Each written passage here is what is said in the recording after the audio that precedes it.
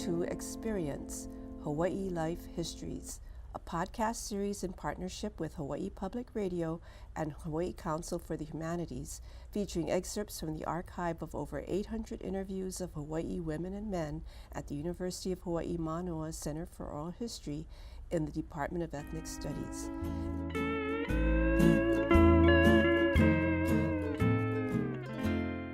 Manauai literally means water source, or metaphorically, source of life. The term describes Waipiʻo Valley, which is known for its abundance of water.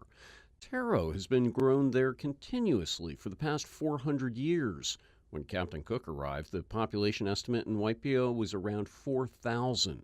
Over the years, the population has declined as people have left the valley for various reasons. Very few people live there full-time now, and taro production, once taking up almost 2,000 acres, had dwindled to 100 to 125 acres as of the time of the interviews in 1978. Nelson Aho Chun was born in Waipiʻo Valley in 1900 to Chinese immigrants. His father had rice fields in the valley.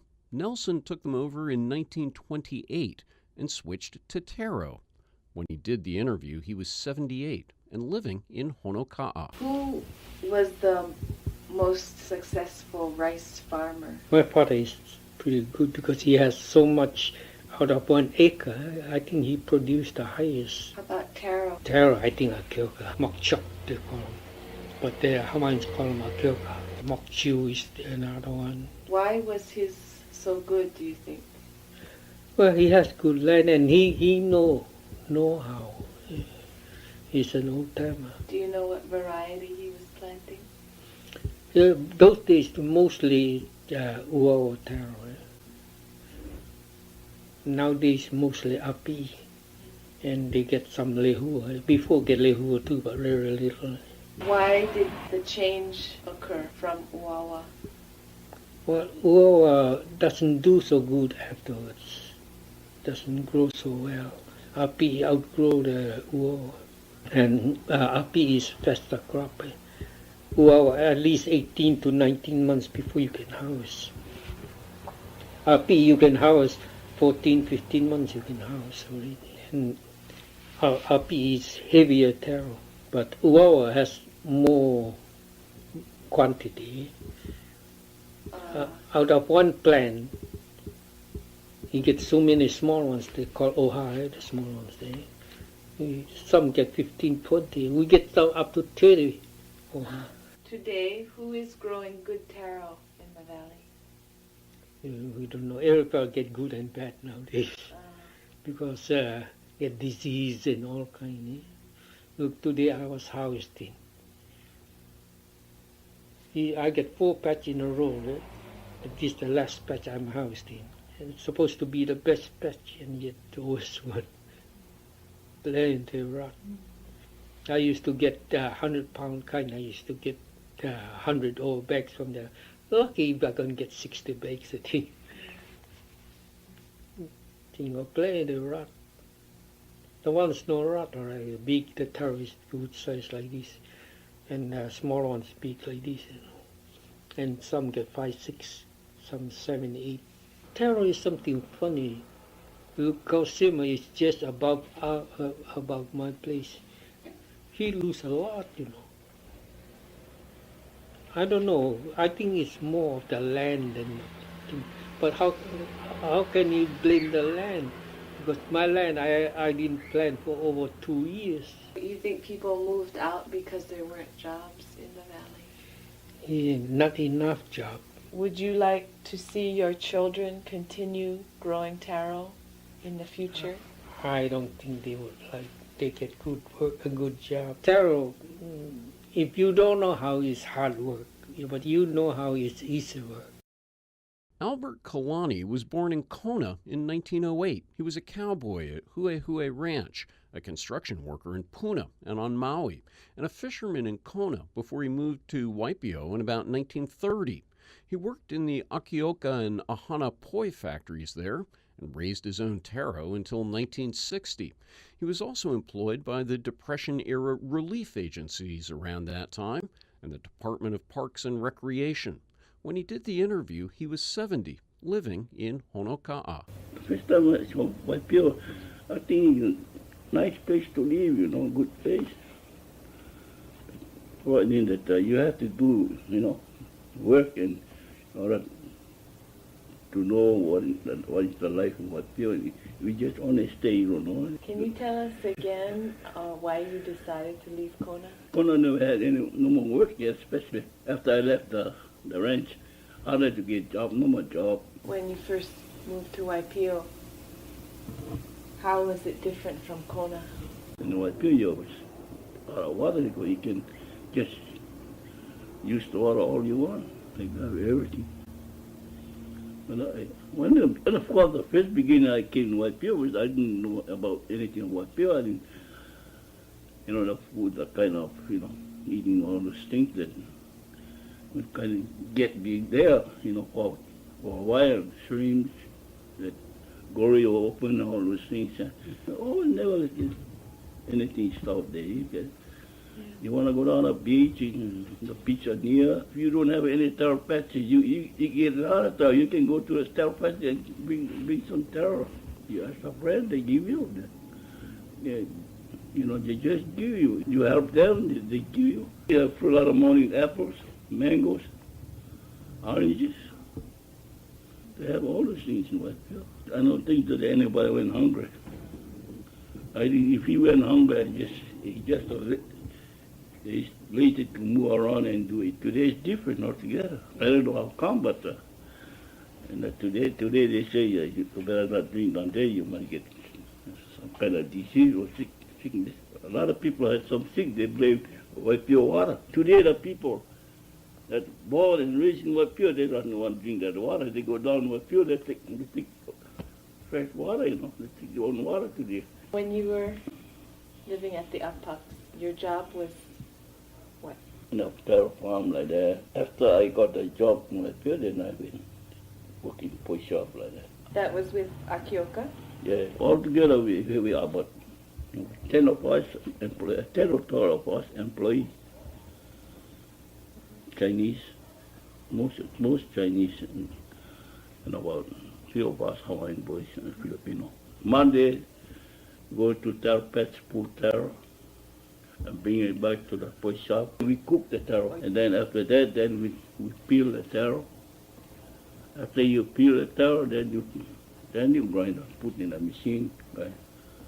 Then after that, the poi come out. Tuesday we deliver the poi to Waimea. And Wednesday we go back, pull taro. Thursday we take a poi shop. And then Friday we go back to Waimea again. Those days, was the poi thicker? Yeah, the poi is thicker. Fanny Dullul Wow was born in 1911 in Waipiʻo Valley. Her father was a taro farmer. Other than a year and a half when she went to Hilo High School, she lived her whole life in Waipiʻo and Kukuihaile. She worked for 15 years in the Ono Ono Poi Shop and farmed taro for 45 years. She had 7 children with her first husband and had 7 more with her second husband. When she did this interview in 1978, she lived in Kukuihaile and was still commuting to Waipiʻo to tend to the family taro patches. Do you know what your mom's parents did in Waipiʻo? Well, I guess when they were young, they were raising taro. Did they raise to sell the taro? Well, yeah, they sell the taro because those days were cheap. You know this kala and the kahili, they never, Joe and they never used to plant taro. Those people were kept by my daddy. When we used to go down fishing, my dad bring taro, take taro down. Because when we go down there fishing, they get fish, they give us like that. You mean they traded? Yeah, because, by giving us fish like that, so my dad give them taro. How much fish would he give? Well, if they give few or, he doesn't care if plenty or little, but he just give them half a bag or 3/4 bag or 1 bag. He just give them. Did he ever sell to poi shop? Oh, yeah. Waipiʻo, they used to have poi shop. They have 2, I remember. There's the Ahana. There's the Cheng's daddy used to be. And then Makchu. And then the other one was where I stay now, Akioka. That was the biggest, Akioka. Because my brother used to work for them too, packing taro on the pack animals. Mom used to work there and used to work for Chang's, my father. What did she do for them? Pure. I was big, I think about 5 years. I think that time I used to go along with my mom too. She peeled, and keep the taro peels there, and give it because we raise chicken and pigs like that there. Yeah, we put them on a pack animal. They used to pack so much taro in Waimea too, Kamuela. All to the horseback, on the mule pack saddle. You mean bringing taro the the poi. to Waipiʻo? Oh, The poi. the poi. Yeah, they bring the poi from Waipiʻo and then take them, deliver to Waimea. And back of the poi shop where you say plenty watercress. And before get so much food better than today. Plenty to eat. And when you're at home, what kind of food did you eat the most? Oh, we have chicken and we have ducks. We raise pigs. We have our own milking cow, to tell you that. We have so much horses. Everything we got. We didn't have to worry for meat like that. Did you folks have a garden too? Oh, about garden. You talk about garden. Everything you can think of. We have cabbage, beans, and everything. Who took care of the garden? Me and my daddy. My mom. We had below our house where Rai is staying now. We have a big home over there. We had 2 patches over there. We didn't raise taro. So we raised head cabbage, all kinds. I had everything that I can think of without spending money. Everything was really from the land, what we raised. Merrill Toledo was born in 1936 to a Caucasian Portuguese family in Hakalau. In 1968, he quit his job at the Lapahoihoi Sugar Company. He started doing independent tractor jobs and also began raising taro in the Waipiʻo Valley. When he did this interview, he was 42, living in Kukuihaile, and he was one of the largest taro growers in the valley.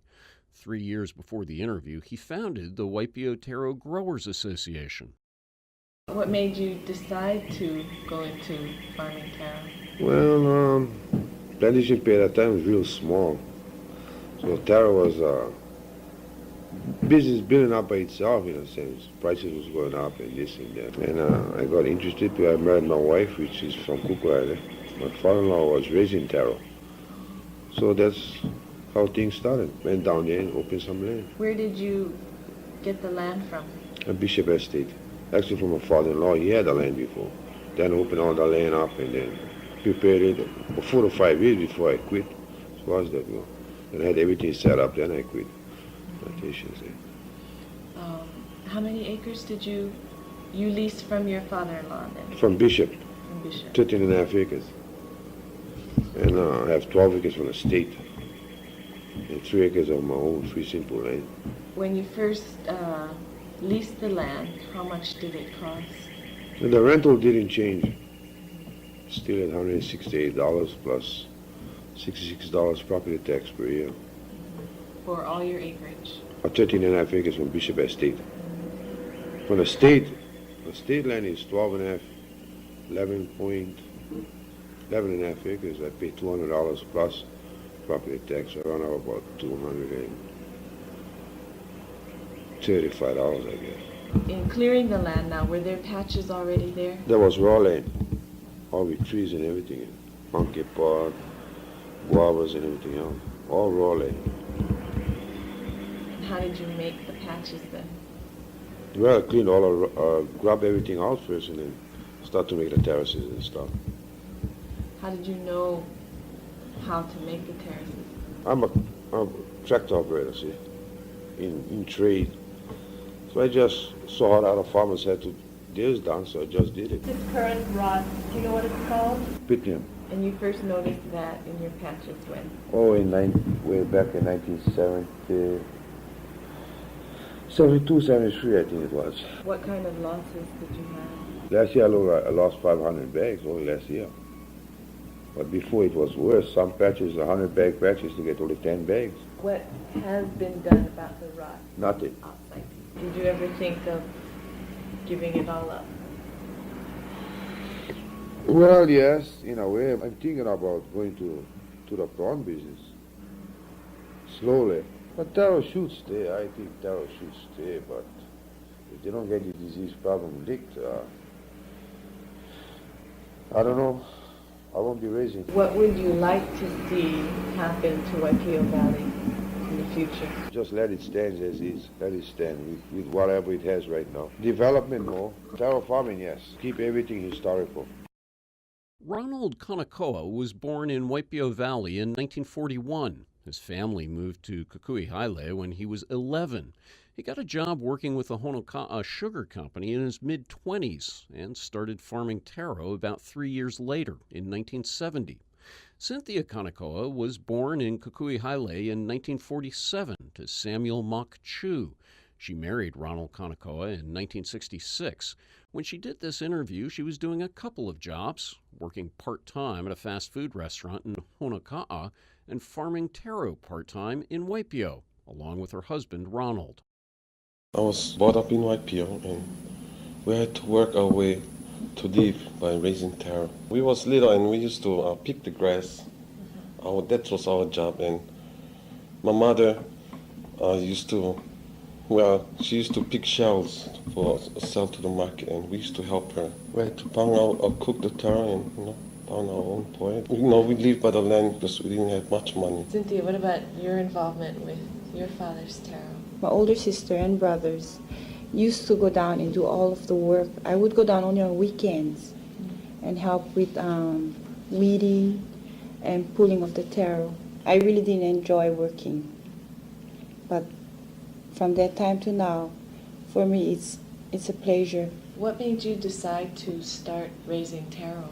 Well, I always wanted to have a place of my own, at least to find out if I can do the job. My father asked me if I wanted a place.